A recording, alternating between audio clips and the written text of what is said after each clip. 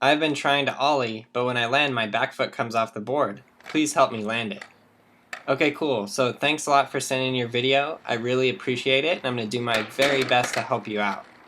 So the Ollie is one of the very first tricks that you land on a skateboard. It's one of the very, very most essential tricks because so many other tricks rely on you getting it down very well. So here I'm going to do my best to kind of help tweak you a little bit to see what we can do. So I want you to watch your back foot very closely.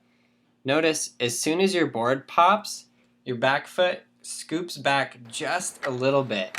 It might even be a little bit too hard for you to notice, but obviously here, watching the video in super slow-mo frame by frame, it's pretty obvious. So here again, watch your back foot right there. It just scoops back a little bit.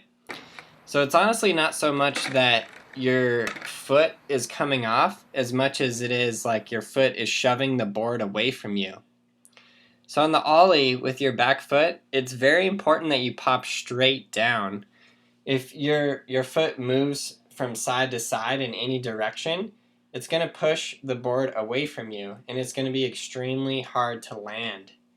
So this is the part I want you to practice right here. And you can probably do that pretty easy, but I just want you to get your back foot used to popping straight down.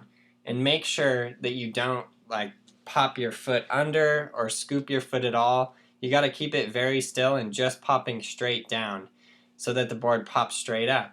And then again, practice the that motion right there as well, because that's what's going to take your board up into the air. Cool, so your board is going up into the air. You just got to work on that point of control, popping straight down and then sliding your front foot straight up. Because again, you're throwing your board away from you a little bit. Cool.